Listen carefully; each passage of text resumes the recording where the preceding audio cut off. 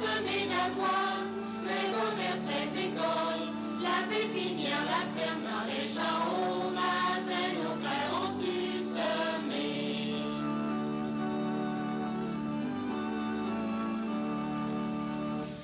Louange à nos mères qui ont su filer la laine, généreuses et pieuses, elles ont eu beaucoup d'enfants, elles préparaient le pain, dès le lever du jour, faisant tous leurs vêtements pour résister au froid. Aujourd'hui nous fêtons leur courage, leur amour.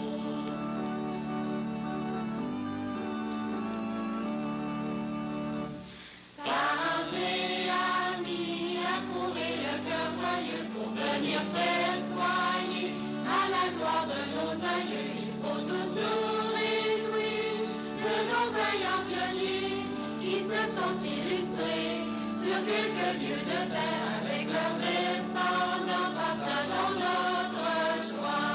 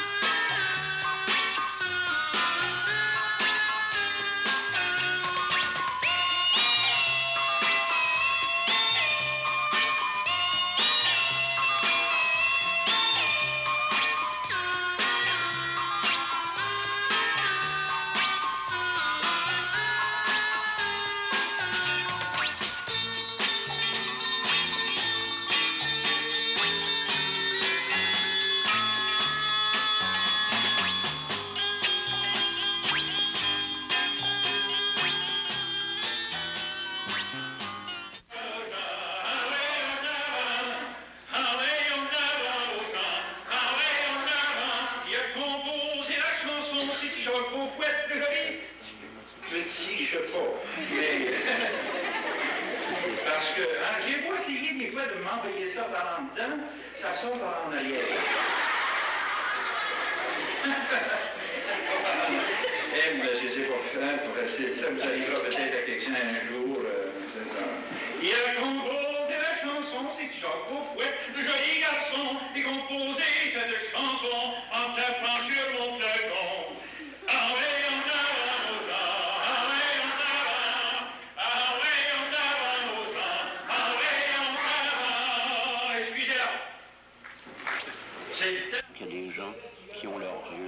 qui ne savent pas regarder, ne savent pas s'en servir?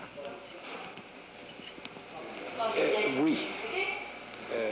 J'ai l'impression, j'ai la certitude aussi.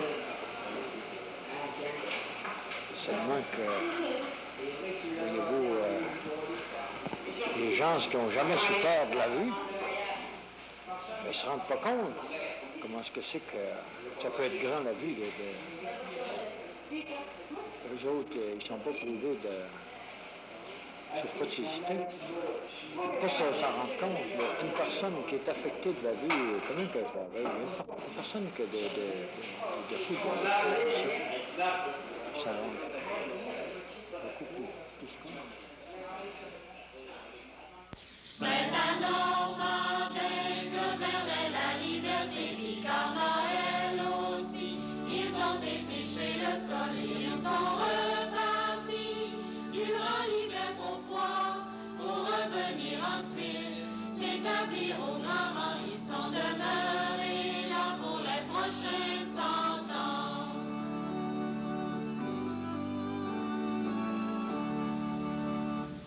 En 78, tous les descendants sont là pour venir nous prouver qu'il fait bon de vivre ici, nous pouvons admirer les champs semés d'avoine, les commerces, les écoles, la pépinière, la ferme, dans les champs au matin, nos pères ont su semer.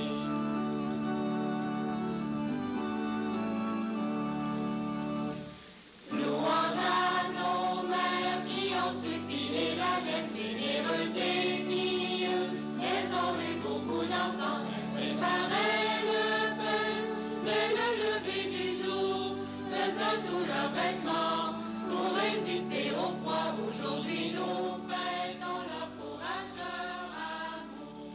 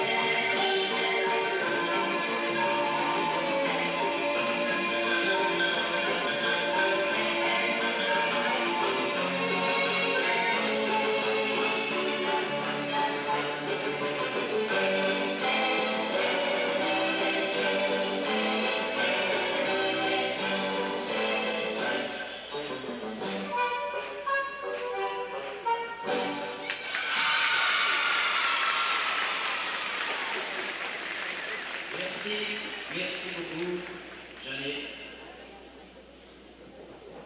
La prochaine, venir en solo, sera mademoiselle Nadine Duchamp.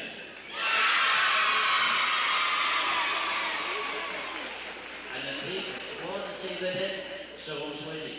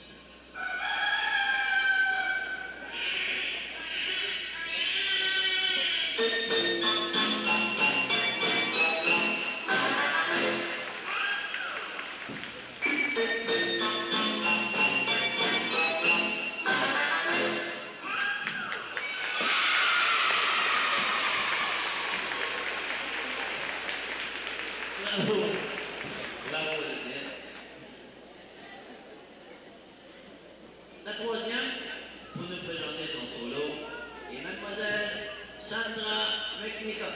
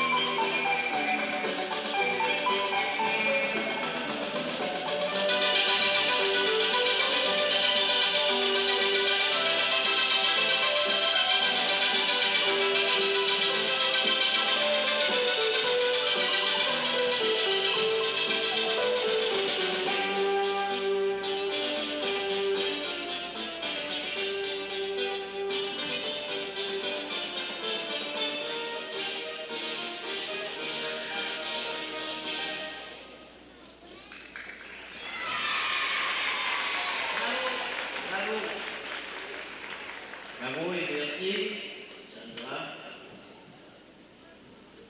Et maintenant, la prochaine sera mademoiselle Marcel Hébert.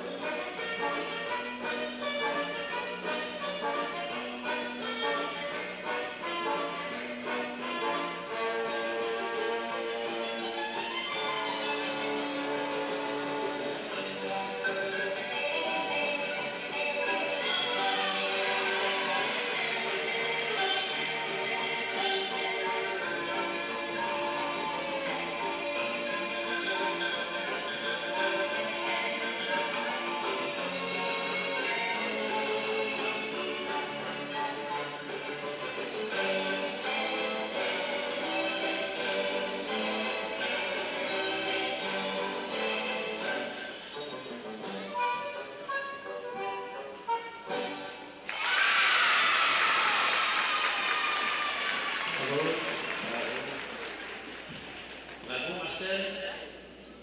La prochaine est mademoiselle Cathy McNichol.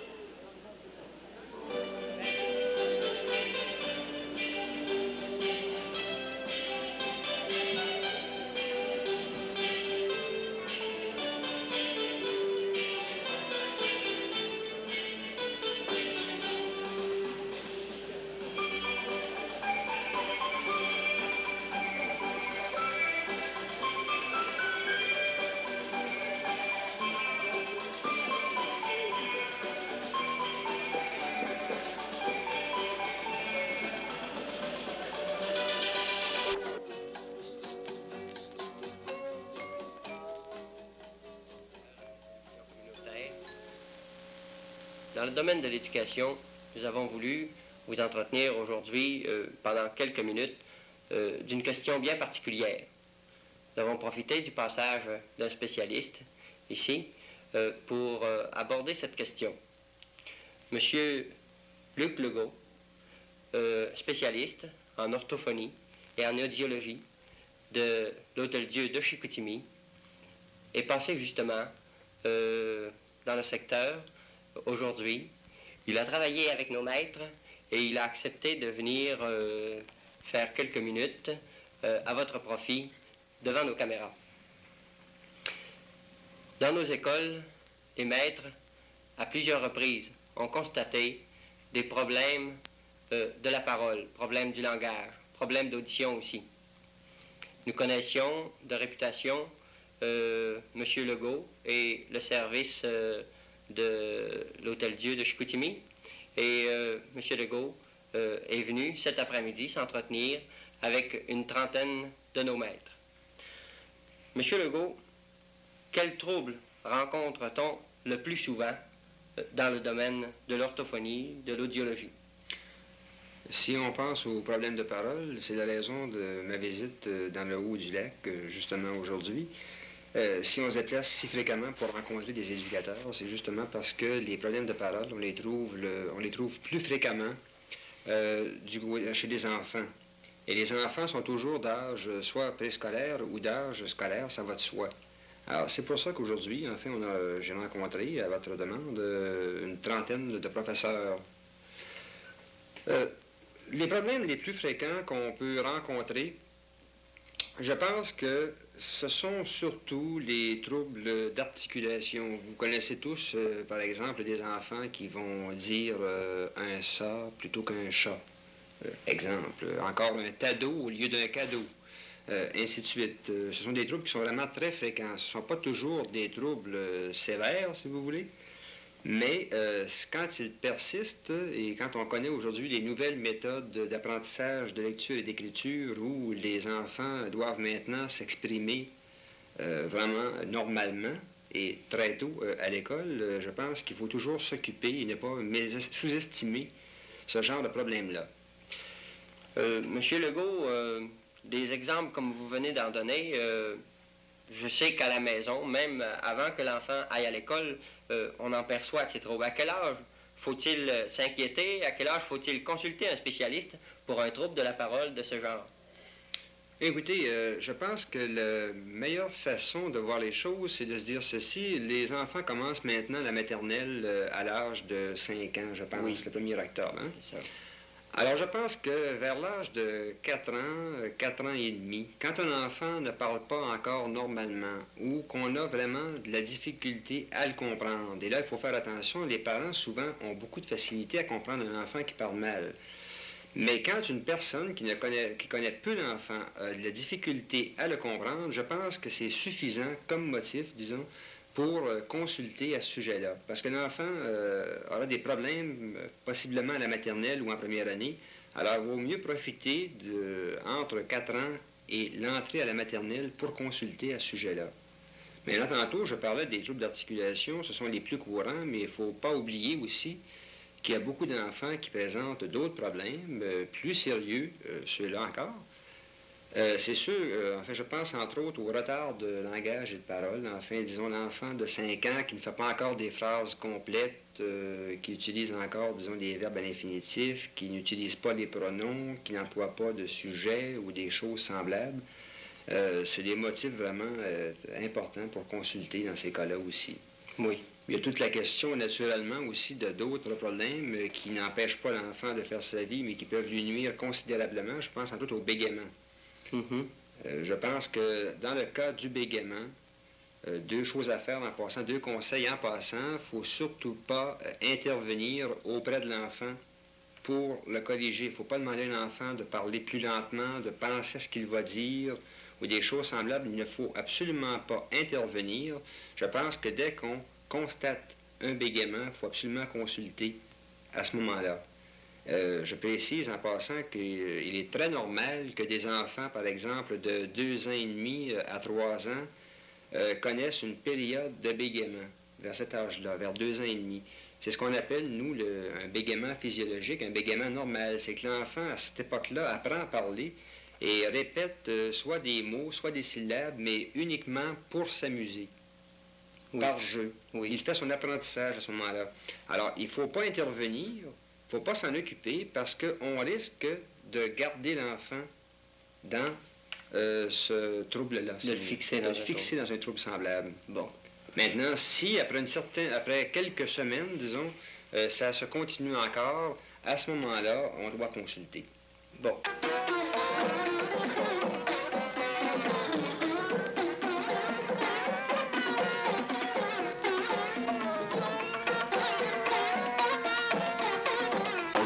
mesdames et messieurs. Bienvenue à la troisième série, à la troisième émission de notre série. Cette semaine, nous allons voir quelque chose qui est bien important pour les gens. Et la semaine prochaine aussi. Nous verrons deux émissions sur la bonne manière et mauvaise manière de faire une entrevue. Cette semaine, ça sera la mauvaise manière de faire une entrevue. Et avec Claude, je voudrais lui faire dire à quoi ça peut servir et quelle est l'utilité de bien faire une bonne entrevue avec un futur employeur. Disons que la plupart des gens de moins de 30 ans changeront d'occupation au moins 5 fois avant leur retraite. Et les plus de 40 ans sont aussi sujettes à changer plusieurs fois, à mesure que de nouveaux emplois sont créés et que d'autres disparaissent. Alors, on peut voir jusqu'à quel point il est important de bien se présenter pour solliciter un emploi. En tout cas, comme un de mes amis dit, il y a deux façons. La première façon et la deuxième façon. Alors, nous commençons par vous présenter la mauvaise façon, ou encore, si vous ne voulez jamais obtenir un emploi, vous n'avez qu'à faire comme notre bon ami dans le court film qui va suivre. Et par contre, pour les gens plus sérieux, eh bien, je pense que là, ça pourra vous, lorsque nous en arriverons à la bonne façon, on pourra voir la distinction entre obtenir un emploi et le manquer. Vous pensez peut-être que vous ne connaissez pas assez vos aptitudes ou que vous ne pouvez profiter des nouveaux emplois disponibles. Je pense que c'est pas vrai. Ne diminuez pas vos chances en énonçant mal vos qualités. Si vous vous attachez au titre d'un poste qui devient périmé, comme cela se produit assez souvent, vous poursuivez alors une carrière qui a tendance à disparaître. En somme, lorsque nous nous présentons sur le marché du travail, Jean-Paul, tu sais que c'est un marché qui est sans cœur et qui est difficile. Et souvent de fois, une chance de trouver un emploi réside à peu de choses près. Un employeur il peut avoir une tendance à dire oui à quelqu'un qui se présente de la bonne façon et c'est très facile pour lui de dire non. Parce qu'on dit non beaucoup plus souvent qu'on dit oui dans ce marché de la main-d'œuvre. Alors, c'est pour ça que nous pensons qu'il est dans notre devoir de vous donner des trucs pour solliciter des emplois chez les employeurs. Vous allez peut-être trouver ça un peu drôle de la part des centres de main-d'œuvre du Canada, mais je pense que c'est encore notre rôle de bien informer les travailleurs de la façon de se présenter chez un employeur, ce qui donne suite aux émissions antérieures, je crois. Donc, le centre de main-d'œuvre fait sa part en trouvant un futur employeur, mais la personne qui postule l'emploi doit faire sa grosse part aussi pour avoir le plus de chances de l'obtenir. Disons que nous avons le rôle facile. Ouais. Alors, une fois que nous avons, malgré que c'est difficile de trouver un emploi pour quelqu'un, ça ne veut pas dire là que tout s'arrête. Au contraire, c'est là que le travail de la personne qui est présentée chez un employeur, c'est là que son travail débute. Et je pense qu'on a tendance assez souvent à ne pas attacher suffisamment d'importance à ce geste qui doit être posé par la personne sans emploi qui se présente chez un employeur pour solliciter du travail. Alors c'est pour ça, je pense, qu'avec l'aide des petites vignettes que nous avons reçues grâce à la collaboration du Centre de main-d'œuvre du Canada de Victoriaville, qui, eux, ont fait ce montage, et cela pourra permettre aux téléspectateurs de voir la bonne façon et pour aujourd'hui voir la mauvaise façon de solliciter de l'emploi.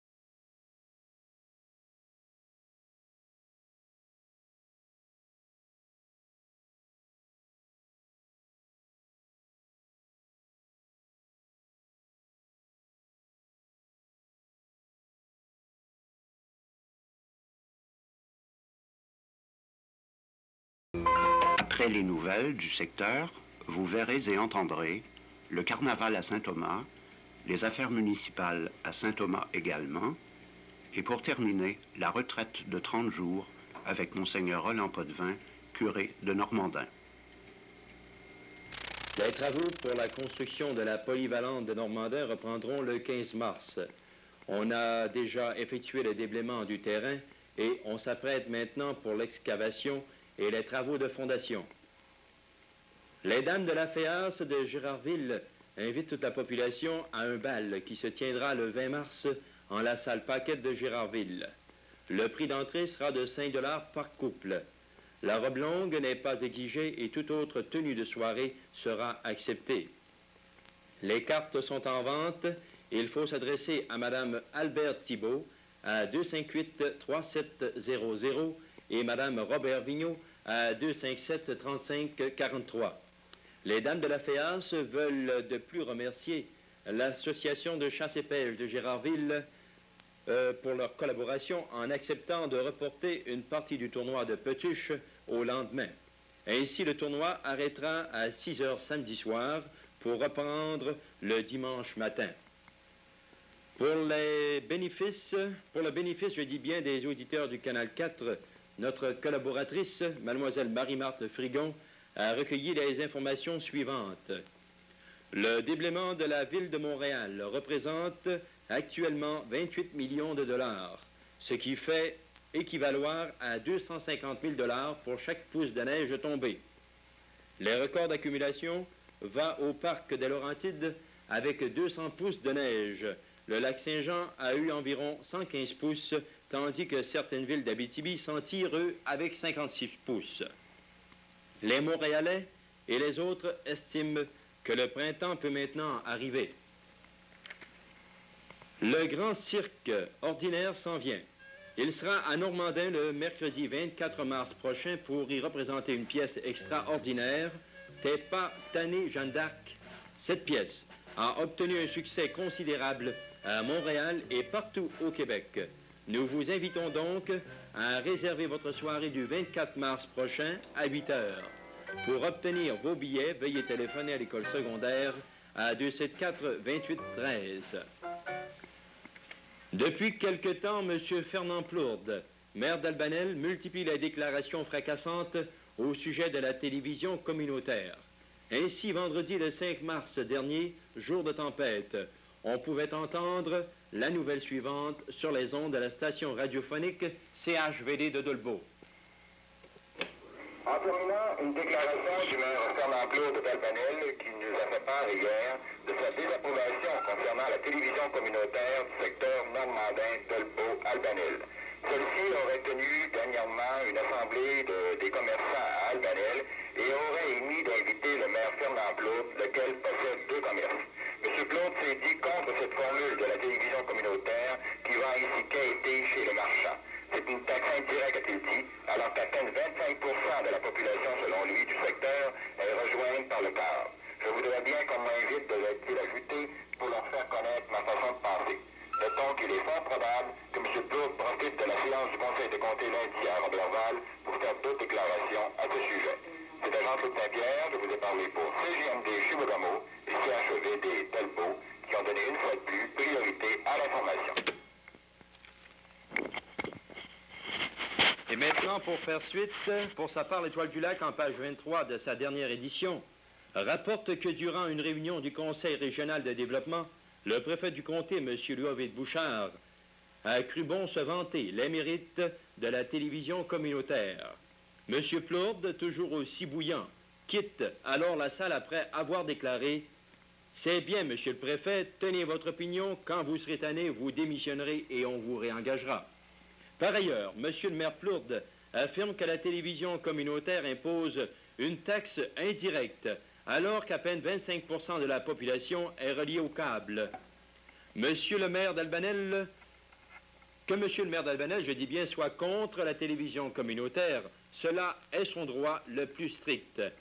Qu'il le crie sur les toits, cela prouve, s'il en est encore besoin, qu'il a la franchise de ses opinions. Nous disons bravo. Mais que M. le maire Plourde affirme qu'à peine 25% de la population est reliée au câble, c'est gravement et dangereusement fausser les faits. C'est en d'autres mots ceux-là même qu'il emploie si souvent faire œuvre de révolutionnaire, mais cette fois à rebours. Voyons donc de quoi il retourne. Pour cela, nous avons fait un tableau des principales données des populations du secteur. Eh bien, si nous exposons clairement ici, la population de Girardville a 280 familles pour un total de 1500 personnes. Saint-Edmond offre 115 familles, je dis bien, pour un total de 678 personnes. Albanel, 335 familles pour 1750 personnes. Normandin, 720 familles pour 3700 personnes. Et Saint-Thomas-des-Dymes, 192 familles pour 1180 personnes.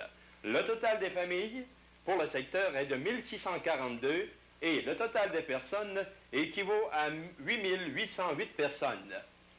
Ici, pour faire suite, si l'on calcule la moyenne de personnes par famille, on arrive à 5,37 personnes. Il y a 700 familles qui reçoivent la télévision communautaire par câble dans le secteur. Donc, 700 par 5,37, cela donne 3759 personnes qui ont accès au câble. Pour trouver le pourcentage de la population qui est atteinte par le câble, il suffit de faire une division bien simple. 3759 divisé par 8808, cela donne 42,68%.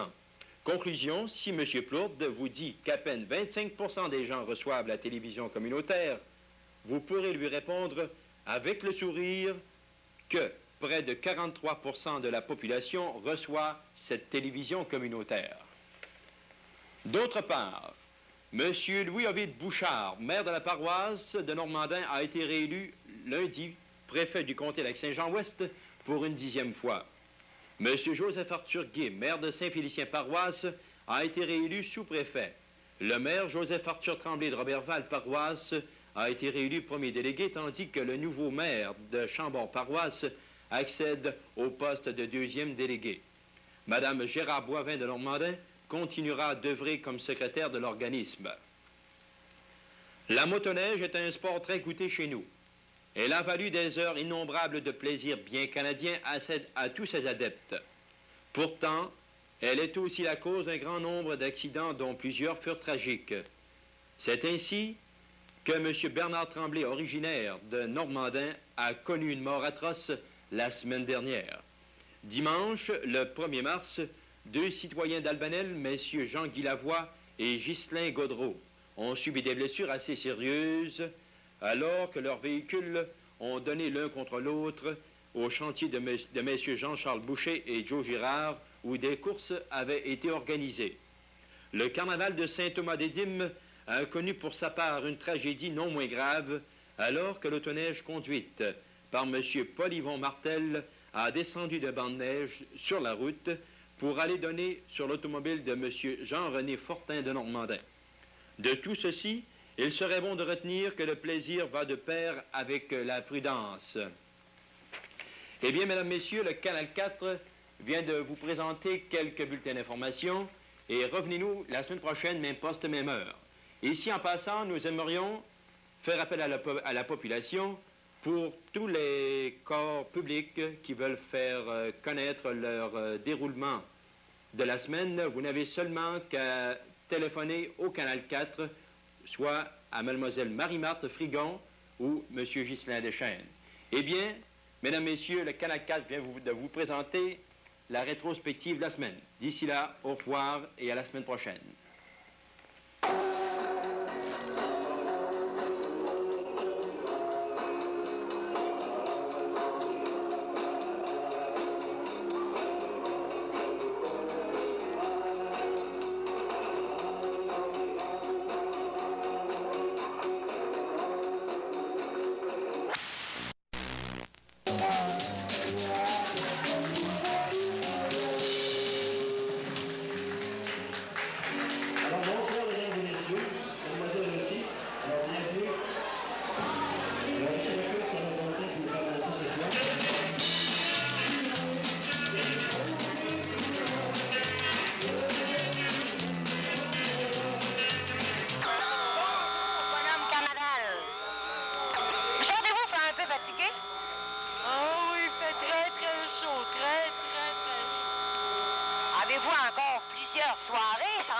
celle de ce soir?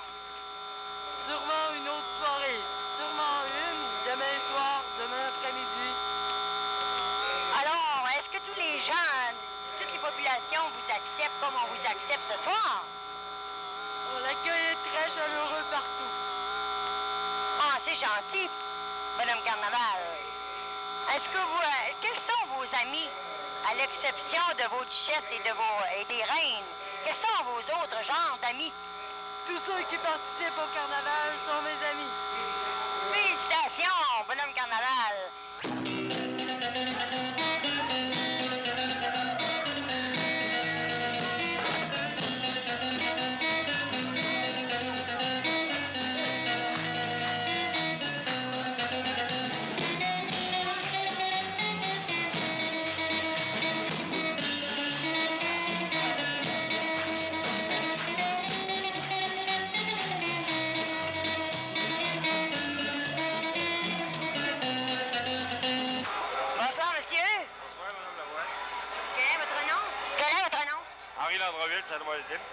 Est-ce que ça vous dérange que le Canal 4 fasse son apparition au carnaval? Oh, je suis très heureux de l'événement. Est-ce que vous avez l'habitude de participer au carnaval? Au carnaval, à tous les ans. Oui. Des fois un peu plus longtemps que les autres, mais je participe.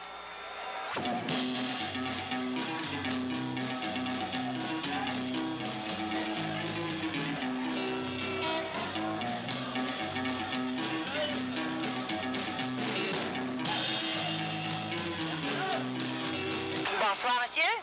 Quel est votre nom, d'abord? Jean-Marie Landry. Félicitations, monsieur Landry. Est-ce que vous aimez les festivités du carnaval de cette heure? Oui, franchement. Est-ce que vous participez à la danse, aujourd'hui? Oui. Je pense que c'est la partie que je participe le plus. Est-ce que vous avez participé aux activités aussi de joute et de ballon-balai, n'importe? Oui, parce que j'avais de mes élèves qui étaient là, puis j'en ai profité pour aller encourager. Alors, mes félicitations, monsieur Landry.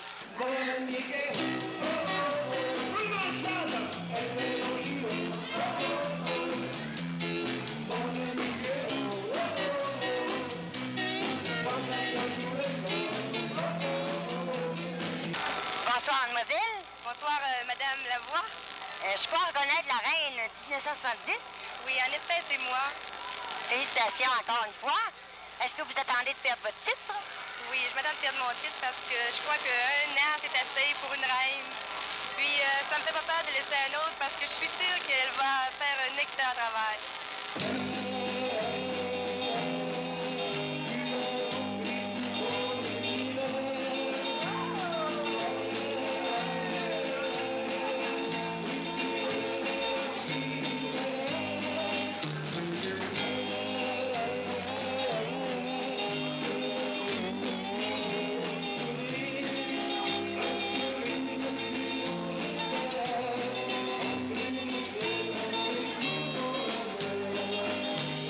Bonsoir, monsieur.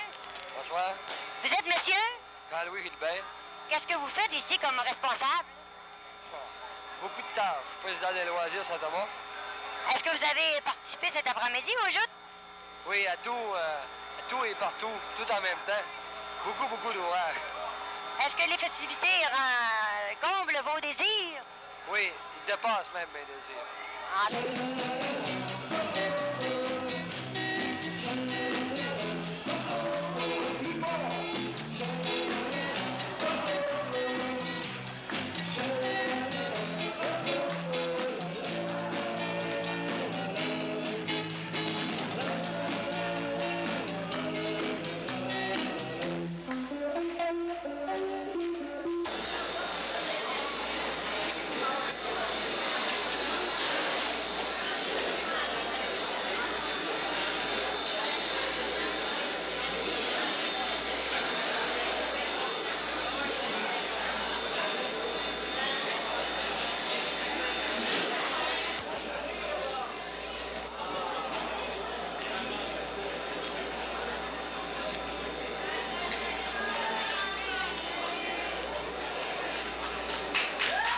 Bonnement d'applaudissements, oui.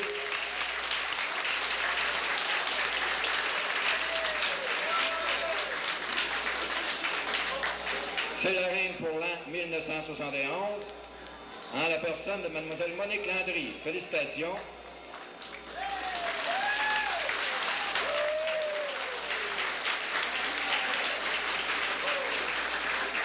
Vous avez dans les personnes des duchesses, Mademoiselle Denise Gaumont,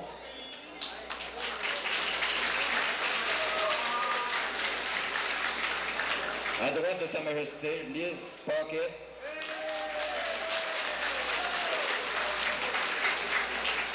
la reine de l'an passé, Mademoiselle Denise Pocket.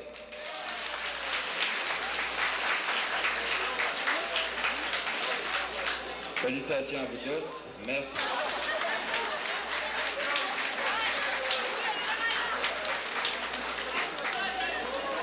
Merci pour ces enfants qui ont fait la remise des fleurs.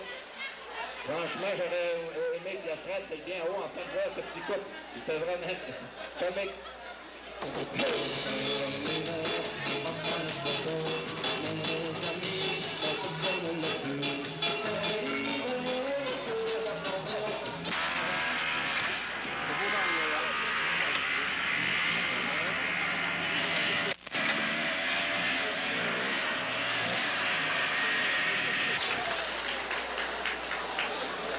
Félicitations, M. Tremblay.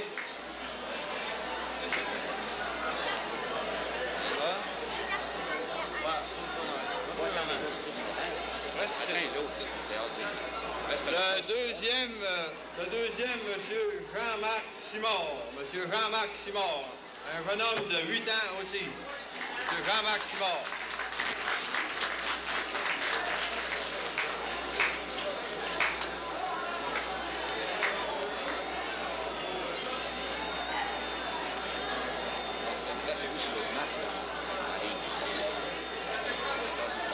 Le meilleur temps du rallye, ce qui lui mérite une paire de mitaines d'Autoneuil, offert par la filiature de l'île verte, et 10 $ plus trophée d'or.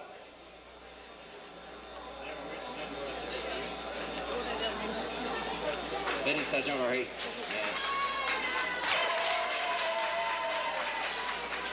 Ce qui lui mérite une bourse de 8 $.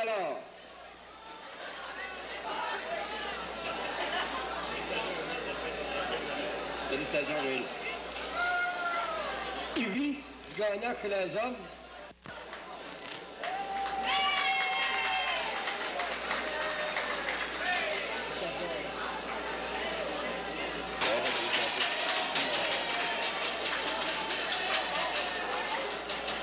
Belle, hein? Vous avez gagné, c'est vous. Félicitations.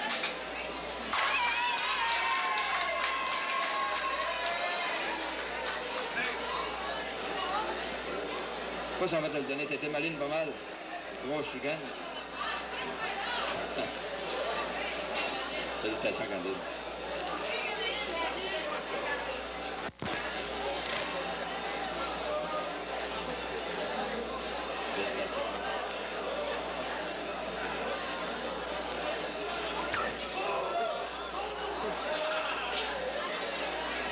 Félicitations, je veux dire.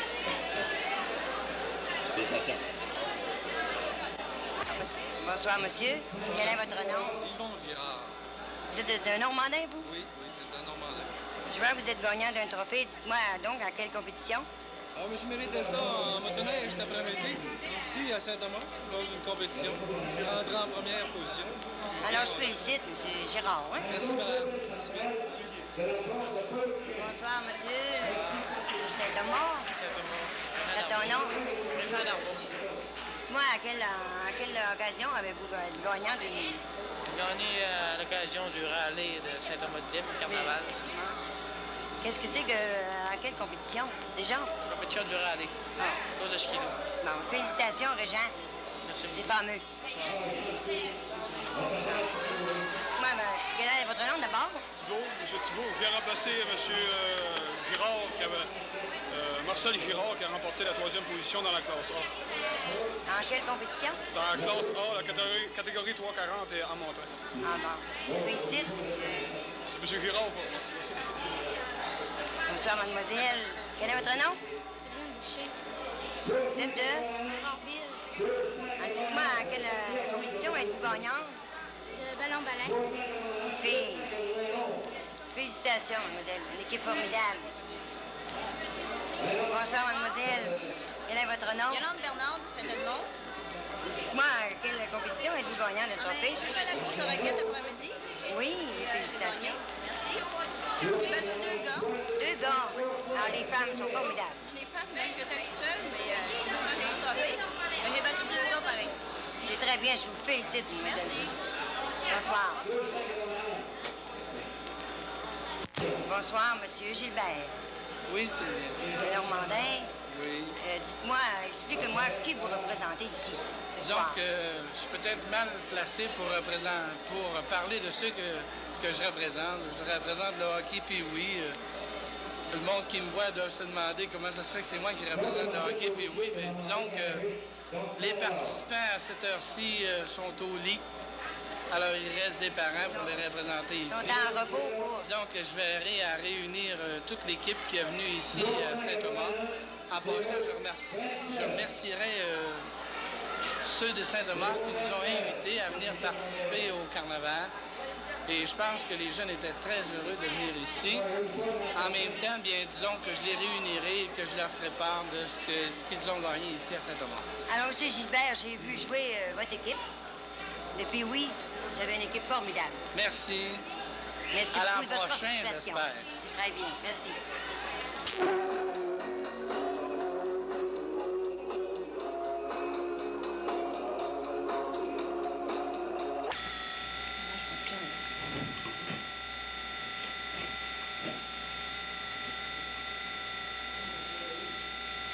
Bonsoir, bienvenue aux affaires municipales. Cette semaine, nous avons le plaisir d'être accueillis par M. Noël Darvaux, secrétaire de la municipalité de Saint-Thomas. Bonsoir, Noël. Bonsoir, Lisette. Dis-moi, c'est dans ce bureau que tu exerces ton rôle de secrétaire? Oui, c'est dans ce bureau. Et depuis combien de temps es-tu secrétaire pour la municipalité de Saint-Thomas? J'ai fait mes débuts en juin 59. Ça veut dire tout près de 12 ans? 12 ans au mois de juin. Ah bon. Outre le maire, M. Jean-Paul Darvaux, quels sont les conseillers municipaux? Nous avons M.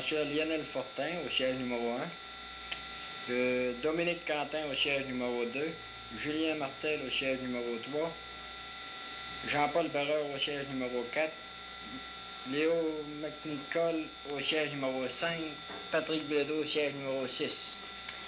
Dernièrement, j'ai pris connaissance des procès-verbaux, comme tu dois savoir, des années 70 et de ceux qui ont eu lieu en 71. J'ai même poussé ma curiosité à aller regarder ceux des années antérieures. Il y a une chose qui m'a surprise, c'est le fait que les projets d'égouts et d'aqueducs remontent quand même assez loin. Nous avons fait réviser les plans d'aqueducs et d'égouts au mois de mars 68. Les premiers plans ont été faits, je crois que c'est en 59. Et le ministère, dis-moi, les plans, là, les plans, qui s'en est chargé exactement? Quelle firme d'ingénieurs? Ce sont les ingénieurs Gravel et Simard d'Allemagne. Et est-ce que ces plans ont été rendus au ministère de la Santé? Est-ce qu'ils en ont pris connaissance? Ils ont été présentés au ministère de la Santé au cours de l'été et nous avons eu l'acceptation cette semaine. Ça a été accepté au ministère de la Santé le 2 mars 1971. Où va-t-on exactement prendre les argents nécessaires pour ce projet? C'est un autre problème. C'est un autre problème, c'est-à-dire? Ce sont les affaires municipales qui accordent les octrois.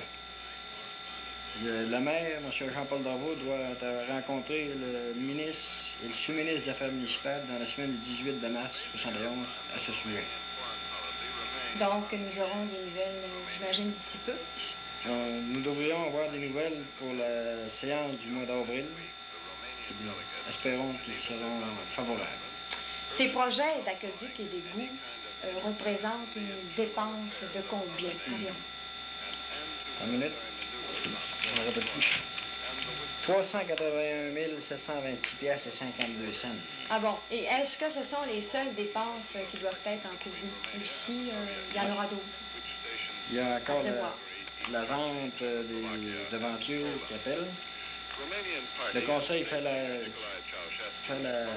demande pour vendre. Ça peut être vendu à 97 cents, 95 cents dans la pièce. Là, il faut compter une perte là, sur le montant. Si on vend à 95 cents, il faut compter 5 cents par pièce de perte qui entre dans le programme d'aqueduc et d'égouts. Afin maintenant de donner suite à ce projet, où ira-t-on puiser l'eau nécessaire? Au lac Clair, ici à Saint-Thomas, sur le lot 17-13. Est-ce que c'est très loin du village d'ici, de Saint-Thomas? L'église est bâtie sur le lot 14, puis la route, ça part 14 à 15. 2 lots et demi environ. 2 lots et demi. Ouais. En millage, ça représente combien? Conduite d'amener, je peux te dire 100 pieds pas mal juste. 3040 pieds. 3040 pieds. Et les terrains, justement, que devraient en faire l'achat, et qui en est le propriétaire? Nous devrons avoir le droit de passage de M. Éliador Sénéchal, premièrement. Là. Le lac est situé sur son terrain. Ensuite, on va passer chez M. Pierre Roy. Ensuite, chez Adrien Potvin. Mais est-ce que vous devez faire des déboursés pour avoir le droit de passage?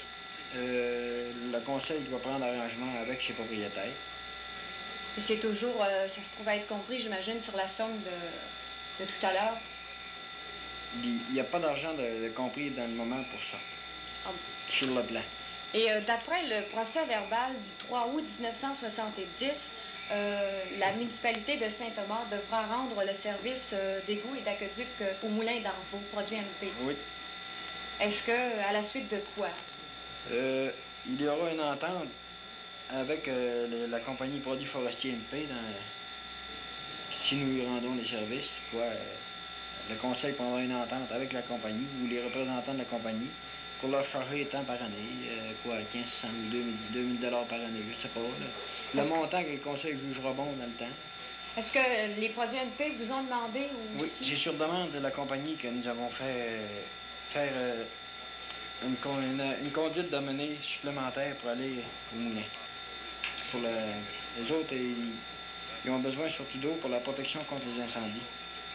Exact. Maintenant, la seule chose, je pense, déplorable, parce que ce système d'égout et d'aqueduc rendra service à la population, je pense, surtout c'est le fait, vous me corrigerez si ce n'est pas exact, que Saint-Thomas aurait pu avoir ses trottoirs avant bien longtemps et peut-être aussi l'asphaltage de quelques rues.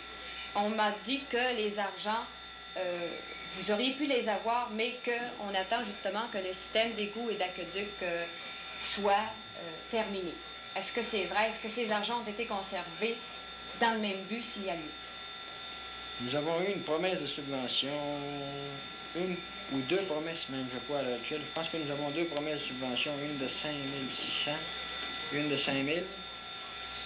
Étant donné que nous n'avons pas fait les dépenses au cours de l'année en marche, nous avons demandé au ministère de la Voirie de retarder notre subvention à l'an prochain. Ils nous ont dit qu'ils ne pouvaient pas la retarder, mais de faire une nouvelle demande et que nous aurions des chances. Des chances. Ouais. Donc, ça veut dire que c'est pas tout à fait certain. D'ailleurs, faire les trottoirs, l'argent que nous avions, c'était pour de l'asphaltage, et non pour les trottoirs. Les trottoirs, est-ce que vous pensez qu'il y a lieu de croire qu'après, on les aura, ces changements de trottoirs? Est-ce que tu le penses? Peut-être. Peut-être. Pas toute la même année, mais un peu chaque année. Quand faut commencer par le début. Quand les tranchées seront faites, je crois que ce sera plus facile pour la municipalité de mettre un certain budget à chaque année qui restera fait et non à défaire au bout d'un an, par exemple. C'est exact. Mesdemoiselles, Messieurs, nous vous reviendrons dans 1 minute environ.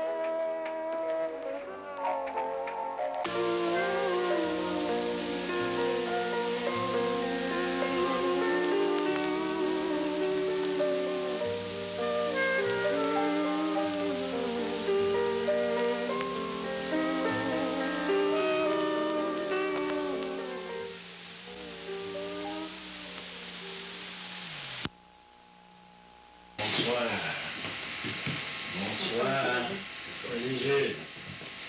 Venez vous asseoir. La grande visite ce soir, hein? Ah oui, on va jaser. C'est pas souvent que vous venez jaser comme ça au presbytère. Hein? Non, c'est la deuxième. Toi, t'es jamais venu? Oh non, jamais. Bien, je suis venu déjà un petit peu, hein? J'ai déjà dîné ici, oui, une fois. Ouais. Là, ce soir, bien, il y a un sujet qui nous amène. Un sujet assez important. Parce que vous avez agi, vous avez fait une action aux yeux de tout le monde. Fait que ça nous amène pour vous poser des questions. Pas de mauvaise action? Ah ben là, c'est pas nous autres qu'il faut juger. C'est pas nous autres qui doivent juger. Hein. Alors, je vais commencer d'abord par se présenter, Monsieur le curé, et puis René Dion. Étudiante en 10e année. Ma femme, Henriette, et moi-même, Gilles Perrault. Plusieurs personnes vous ont demandé la raison de votre absence. Vous êtes parti une trentaine de jours, puis plusieurs se sont inquiétés. Ah oui. Alors, je pense que le fait a tellement d'importance que ça vaut la peine de s'y arrêter, puis vous poser la question. Ouais. Je pourrais dire que je suis allé en prison. Oui, est-ce que vous êtes allé en prison? Est-ce que vous êtes allé à l'hôpital? Oui, je suis allé à Saint-Georges-de-Beauce. Me joindre à un groupe qui faisait une retraite qu'on appelle de 30 jours, les exercices de Saint-Ignace. Je ne sais pas si ça vous dit quelque chose, ça, les exercices de Saint-Ignace. C'est une retraite qui dure 30 jours. Pourquoi 30 jours? Ça pourrait être 29 ou 27, mais en tout cas, ça dure 30 jours. Un mois. Alors, c'est tout simplement ça. C'est une retraite. Je suis allé faire une retraite. Pendant un mois. C'est nécessaire, une retraite d'un mois? Pour vous, ça devait être nécessaire à ce moment-là. Ouais. Moi, je trouve je trouve que c'est nécessaire. J'en sentais le besoin. Est-ce que c'était absolument nécessaire? Peut-être pas, mais je sentais le besoin d'en faire une, puis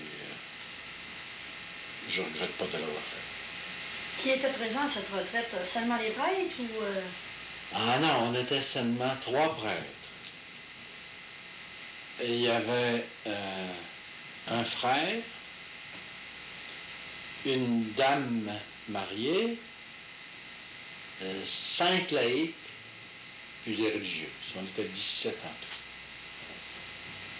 Des jeunes laïcs? Il y avait un jeune homme qui avait à peu près 19 ou 20 ans de plus. Il était en second, il avait fini son secondaire 5. Comme ça, cette retraite-là pourrait être vécue par des jeunes? Oui. N'importe qui? N'importe qui. Comme moi, je pourrais me donner mon nom, puis j'aurais l'accès, justement, de cette retraite. Oui, oui. Peut-être que tu terminerais pas la retraite. Alors, comme ça, on peut arrêter n'importe quand? Oh, on peut toujours arrêter. D'ailleurs, on en a la tentation chaque jour d'arrêter. Parce que... Parce que ça doit être assez fatigant, 30 jours en retraite, là. Ah, c'est fatigant. Physiquement, c'est fatigant. Physiquement, parce que c'est très dur. Les exigences sont très dures. Imaginez-vous qu'on fait 7h30 de méditation par jour. Ça, c'est la méditation. 7h30 par jour. Est-ce que les repas étaient en commun? Oui. Toujours en silence. Vous n'avez pas le droit d'échanger qu'une parole? Non. On a 2 petites journées de congé, 2 demi-journées de congé durant le mois. Là, on peut parler un peu. Mais on n'a pas beaucoup envie de parler. Vous réfléchissez. Alors, il n'y a pas de prédicateur à la retraite? Il y a un directeur. Il y a quelqu'un qui dirige la retraite. Il nous donne un peu les choses à faire et il présente les exercices. Il prépare avec nous les méditations. Et puis, c'est chacun qui fait la retraite. C'est chacun qui fait les exercices. Vous avez dit tout à l'heure les exercices de Saint-Ignace. Saint-Ignace, c'est un bonhomme qui est... Assez vieux. Assez vieux, oui. Ça fait assez longtemps qu'il a vécu, je pense. Ah ouais, c'est du 16e siècle. Hein? Du 16e siècle. Ouais. C'est assez surprenant. Les exercices Saint-Ignace, c'est en pratique, là, Saint-Ignace veut nous faire refaire l'expérience religieuse qu'il a faite, lui, quand il s'est converti. Saint-Ignace, c'est un soldat. Alors, il vivait comme un soldat. Pas pire que les soldats, mais pas mieux non plus. Il profitait un peu de sa situation militaire pour se donner du bon temps. Puis il a eu la chance d'être blessé à une petite escarmouche. Là. Il avait reçu une blessure. Et pendant sa convalescence, il avait tombé sur l'Évangile. Imaginez-vous qu'il avait eu l'occasion de lire l'Évangile. Et devant ça, là, il a tout revu sa vie. Puis il a réexaminé sa vie en confrontant sa vie à l'Évangile. Et c'est à travers ça qu'il a enfin évolué, puis qu'il est devenu Saint-Ignace. Alors, il veut nous faire faire ça. C'est ce qu'il nous fait faire dans les exercices. Et pendant 30 jours, on se confronte à l'Évangile. C'est rien que ça, tout au long des 30 jours. On essaie de se comparer à l'Évangile. Et qu'est-ce que l'Évangile représente pour moi dans ma vie concrète?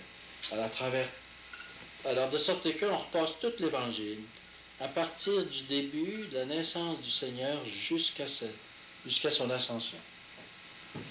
En 4 périodes, les 4 grandes périodes, c'est les grandes périodes de la retraite. Et puis on confronte sa vie avec ça. Pendant 30 jours de temps. C'est long, hein? C'est une sorte de... Ça me fait penser aussi à comme les hippies, quand eux autres aussi, ils ont des moments de réflexion. Ouais. C'est une sorte d'évasion de drogue. Ouais. Mais c'est pas tout à fait la même drogue, hein? Oui. L'évasion des hippies, c'est pour échapper un peu à eux-mêmes, au fond. Tu sais, la drogue, ça nous fait échapper à nous autres-mêmes. Hein? Tandis qu'une retraite, c'est... Tandis que la retraite, on plonge en soi-même. Alors, il y aurait des choses à dire là-dessus. Il y aura des choses assez personnelles à expliquer là-dessus. On ne sait pas tout ce qu'il y a en soi-même. Il y a beaucoup de choses en soi-même. Mais c'est pas tout le monde qui est capable, disons, de pouvoir réfléchir, de rentrer en soi-même, de penser. Ouais. Dans ce moment-là, on peut pas...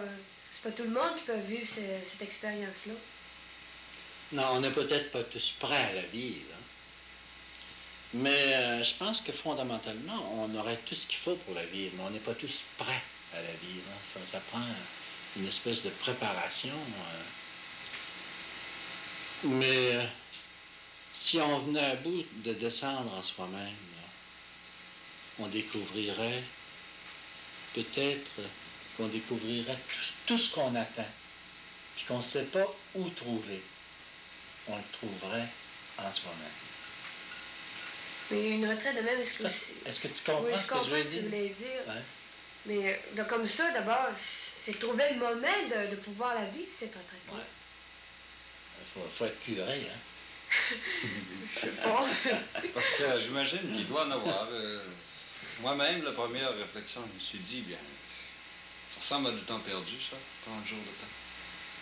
Ouais. Quoique, d'un autre côté, on peut s'arrêter et dire, c'est vrai que ça correspond à un certain besoin de s'arrêter. Mais 30 jours, est-ce que vraiment 30 jours, un mois de temps, là, face à soi-même, là, il me semble que c'est une psychanalyse pas mal profonde.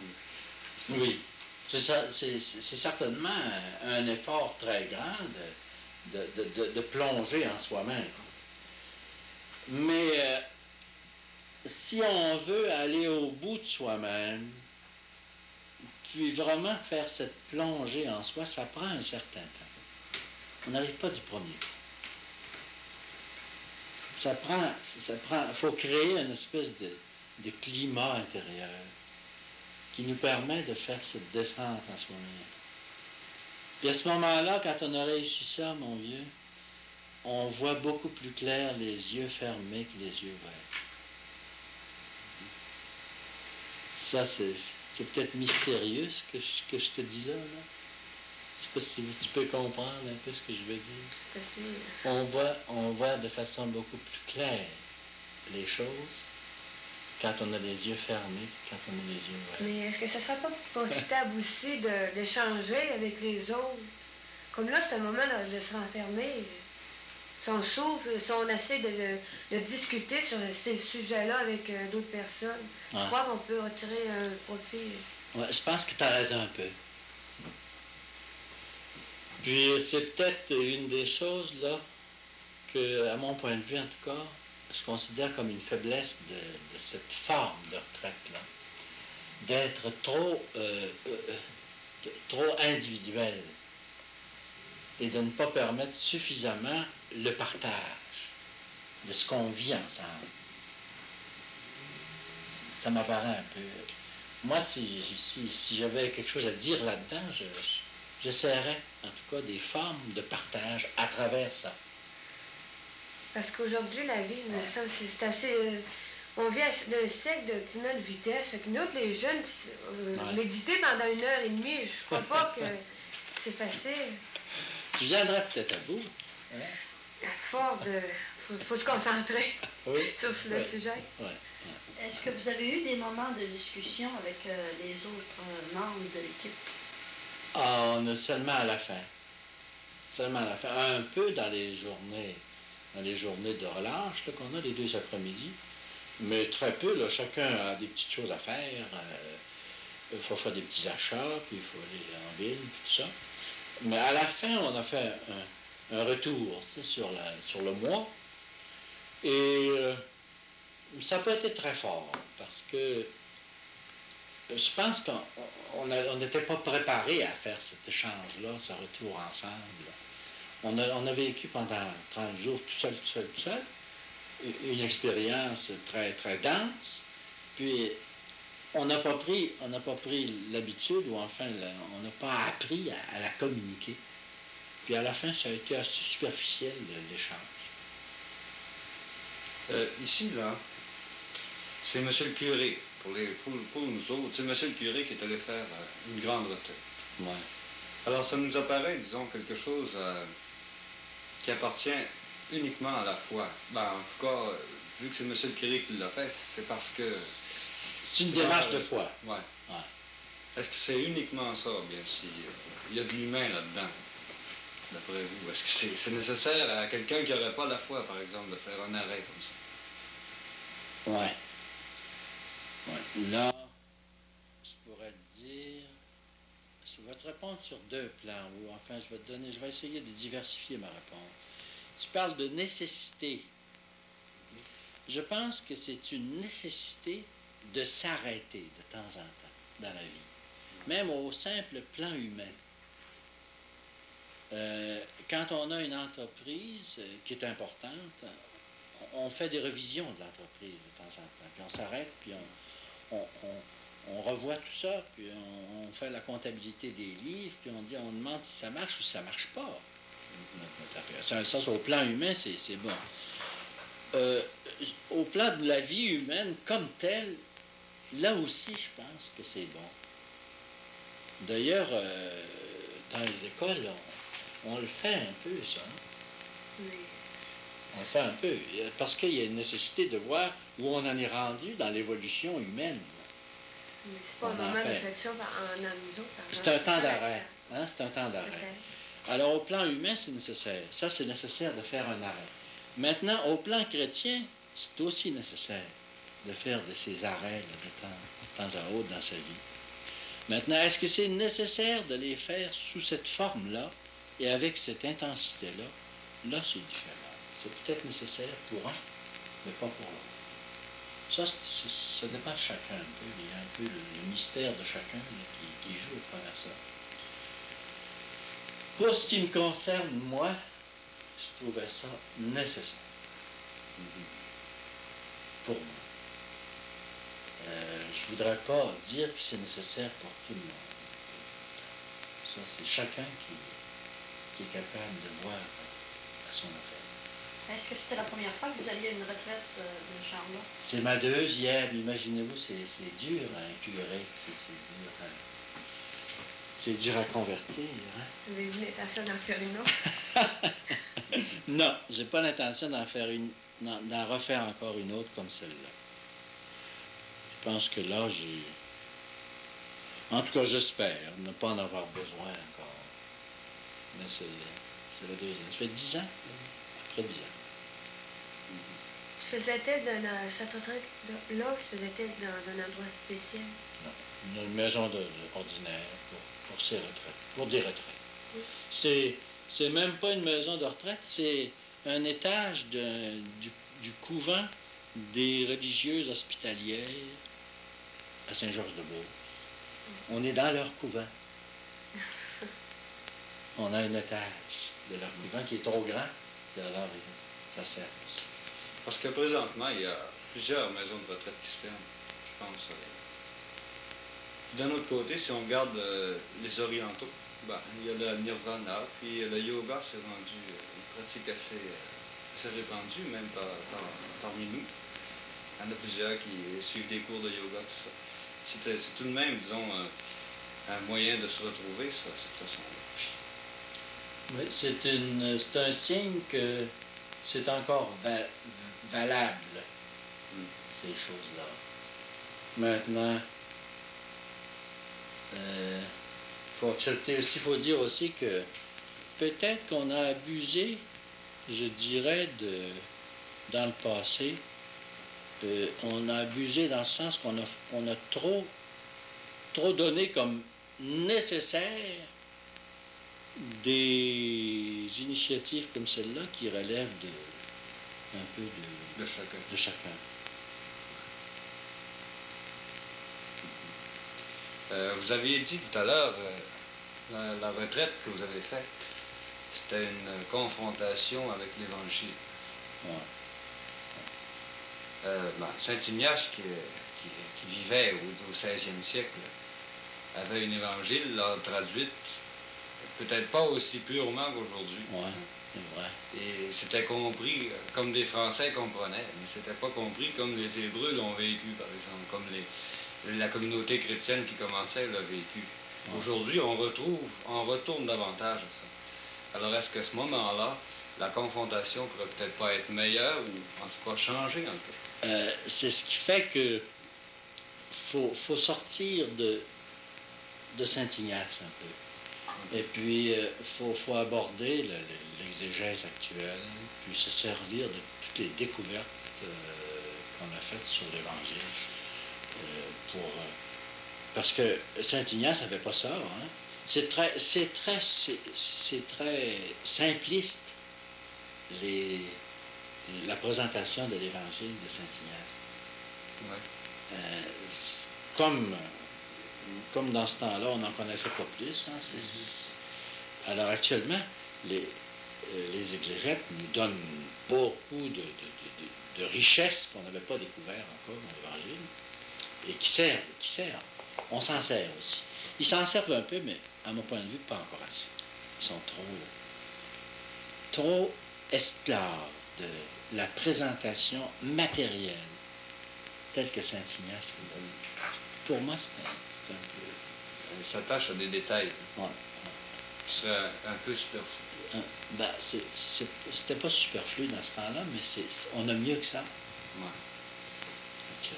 Après ça, ce que vous signaliez tout à l'heure, que vous vous regroupiez de temps à autre pour partager, ce serait peut-être, disons, la dimension qu'on souligne davantage aujourd'hui, dimension communautaire. Oui, le partage. Ouais. Et qui n'était pas quelque chose de senti, un besoin senti dans ce temps-là.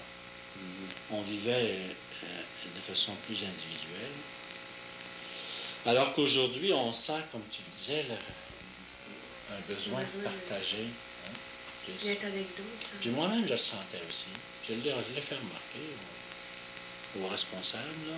Je lui ai dit que ça manquait, ça, d'après moi. Ça manquait, ça, dans la forme actuelle. Mais c'est bon quand même, c'est fort. C'est très fort, l'exercice Saint-Ignace. C'est très, très fort. Même dans sa forme vieillie, même vieillotte, là, il reste que l'effort qu'on fait pendant 30 jours pour se confronter, là, honnêtement, à l'Évangile, ça ne peut pas faire autrement que redonner une espèce de vision nouvelle de notre vie. C'est un peu ça la conversion que Saint-Ignace veut faire à travers une retraite. Hein. C'est changer un peu, c'est modifier sa façon de se voir, de se percevoir, puis la façon de vivre aussi sa foi. Alors c'est très fort. Je peux vous dire ça, que c'est très, très fort. C'est très dur pour les genoux. C'est très dur pour l'estomac parce que dans 30 jours, on fait un peu de contention. Hein. Mais c'est très bon pour clarifier son intérieur. À quelle heure commencez vos journées? 6 heures. 6 heures du matin. Et ça finit l'exercice, là. Bon, la journée est terminée à 10 heures. Mais pour ceux on peut aller plus loin que ça encore. On peut terminer la journée à 8 heures le soir, mais il restera 2 heures durant la nuit. De minuit à 2 heures. Pour méditer. Ouais. Mais on peut le faire avant de se coucher. C'est libre, ça, c'est libre. Méditation de nuit qui appelle.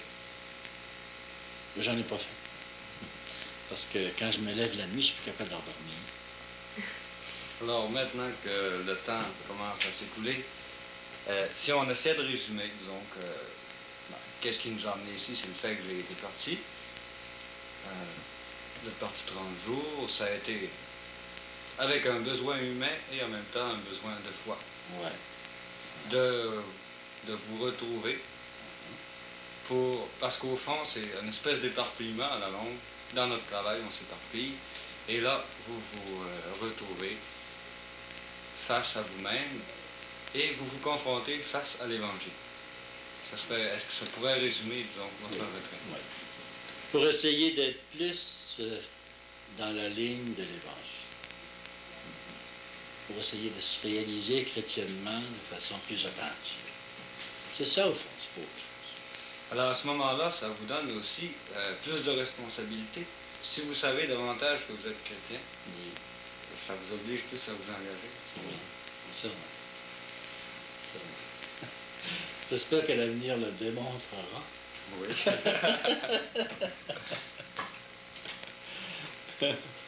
Ça peut changer bien d'autres choses aussi, on ne sait jamais.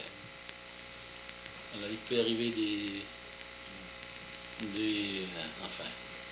des appels nouveaux. Alors, cette expérience-là, pour vous, c'est comme une étape bien importante. Que vous résumez votre vie passée, c'est comme une étape importante. Ça vous relance vers l'avenir. Pour l'avenir qui me reste.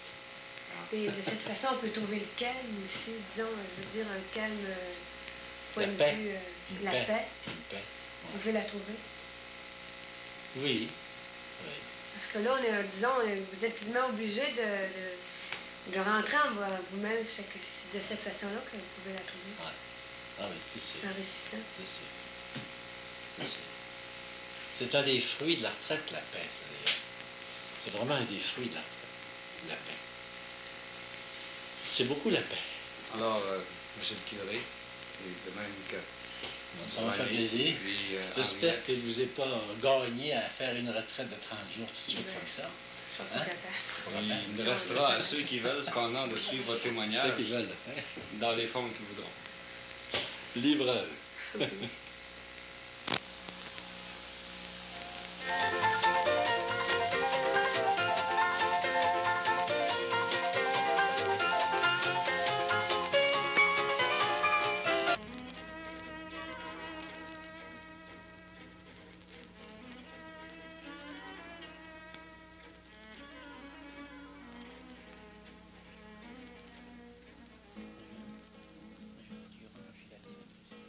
Mardi dernier, soit le 20 avril 71, avait lieu à l'hôtel de ville de Normandin une rencontre des marchands qui participent à la promotion de l'achat chez nous. Cette rencontre avait pour but d'étudier la valeur du système et les correctifs à y apporter. Après 1 heure et demie de discussion, les marchands en sont venus à la conclusion suivante. Il est absolument nécessaire que le secteur, je dis bien le secteur de Normandin, fasse de la promotion.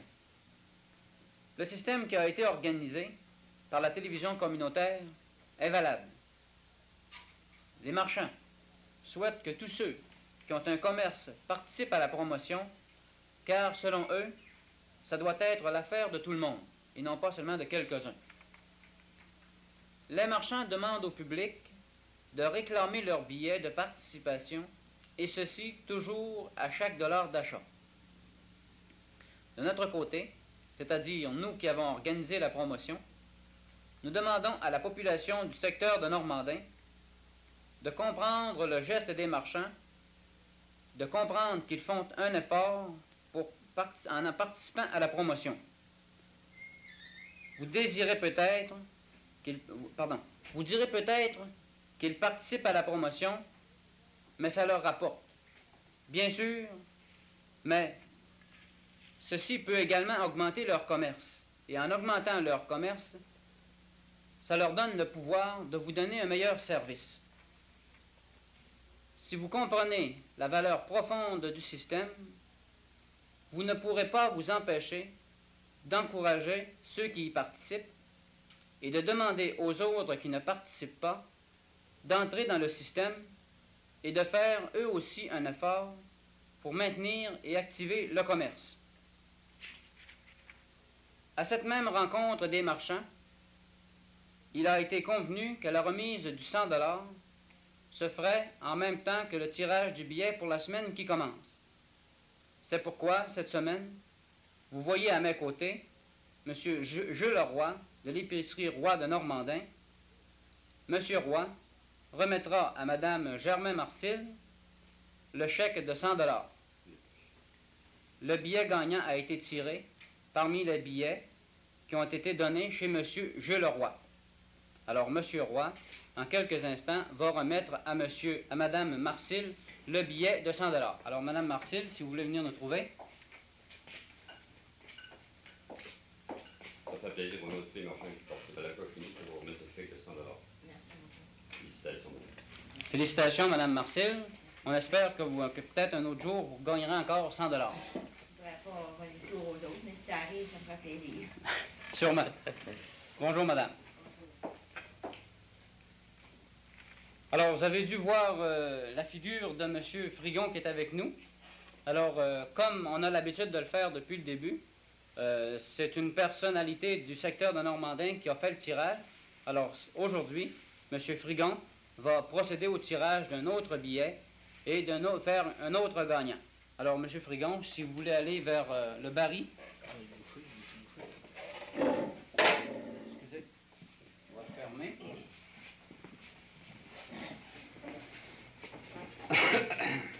Peut-être que je revire un peu.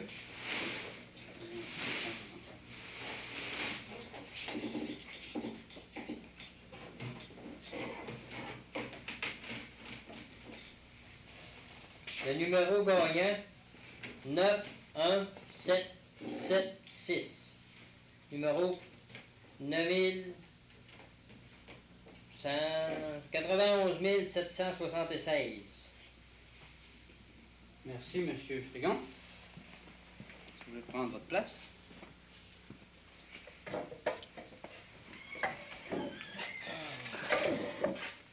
Alors, on répète le numéro 91 776.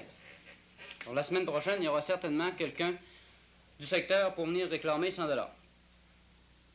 Alors, un peu comme on le fait depuis le début aussi, nous allons échanger sur la valeur du système. Alors, M. Frigon est maire du village de Normandin, mais il est aussi un marchand qui participe à la promotion. Alors, on va lui demander ses impressions, à lui. Qu'est-ce que vous en pensez, vous, M. Frigon? D'abord, permettez-moi de féliciter l'équipe de la TV communautaire à Normandin et du secteur de leur initiative d'avoir eu l'idée de promouvoir l'achat chez nous. C'est une idée qui m'emballe. Je trouve que l'achat chez nous c'est certainement la meilleure formule de pouvoir développer le secteur et notre communauté. Je pense qu'avec la formule d'achat chez nous, nous arriverons au résultat que nous voulons avoir. Vous, M. Roy, qui êtes marchand et qui avez eu l'avantage d'avoir une de vos clientes qui a gagné 100 $, qu'est-ce que vous en pensez, vous? Bien, l'avantage que quelqu'un gagne 100 $ dans notre magasin, ça nous fait doublement plaisir. Et je remercie aussi tous les marchands qui sont donnés la main pour pouvoir donner un prix de cette valeur. Et ces gens-là qui font partie de l'achat chez nous, je suis sûr qu'ils doivent être contents eux autres mêmes quand quelqu'un, il y a un numéro qui sort d'un magasin ou l'autre. Ils doivent être contents que 100 $ sortent. Est-ce que vous pensez, M. Frigon, que les gens, par cette habitude d'acheter chez eux qu'on essaie de leur inculquer actuellement, vont prendre justement cette habitude d'encourager d'abord les gens qui sont dans leur paroisse, dans leur milieu? Et puis est-ce que vous pensez qu'ils peuvent trouver pas mal tout ce dont ils ont besoin aussi? Je crois que les gens vont prendre l'habitude de l'achat chez nous. Pour le moment, trouver tout ce qu'ils ont besoin, peut-être que non. Cependant, éventuellement, avec l'achat chez nous, notre population pourra certainement trouver chez nous tout ce qu'elle désire et puis ainsi permettre à nos marchands de leur donner ce qu'ils veulent. Si un marchand peut augmenter son chiffre de vente de 25%, et puis ça lui permettra automatiquement de voir du stock nouveau et puis ce que les gens désirent et donner vraiment satisfaction. Par ce moyen, c'est la population qui va donner aux marchands la façon de les servir. Je pense que vous avez dit là quelque chose d'important, j'ai l'impression. C'est peut-être là, au fond, la valeur profonde du système. C'est justement de permettre que des gens s'organisent pour développer puis donner un meilleur service aux gens. Vous avez parlé de 25% d'augmentation de commerce. Est-ce que ça pourrait vouloir dire aussi, à un moment donné, du travail de plus? Ça veut certainement dire du travail de plus. Et puis, disons que peut-être si 5 marchands sont obligés d'employer une personne, c'est 5 emplois. 5 emplois, c'est peut-être 5 familles qui seront à Normandin pour racheter aussi. Et la municipalité par elle-même profitera aussi peut-être du revenu de la taxe de vente pour nous permettre à nous autres aussi de développer notre milieu davantage. Alors, je pense que c'est la formule idéale. Vous avez des espoirs? J'ai beaucoup d'espoir. Vous, M. Roy? Beaucoup. Nous aussi, on en a. Avant de vous quitter, je vais vous donner les noms de ceux qui ont adhéré au système depuis la semaine dernière. Alors, pour Girardville, M. Henri Pelchat, M. Paul-Henri Lévesque, porte et châssis, M. Camille Frigon, maire de Normandin, l'hôtel central, M. Jacques Cloutier, Salon Alban, Alban Gagnon, Salon Mimi, Alban Gagnon, Pharmacie Levasseur, Éloi Doucette laitier, Marcel Doucette Renard, Auguste Boudreau, épicier, et Rodrigue Roy, laitier. Nous vous convions à la semaine prochaine pour une autre émission de la promotion de l'achat chez nous. D'ici là, nous vous rappelons de réclamer vos billets, toujours à 1 $ d'achat. Nous vous répétons le numéro gagnant qui est 91 776. Alors la semaine prochaine, vous verrez certainement un autre heureux gagnant. Au revoir.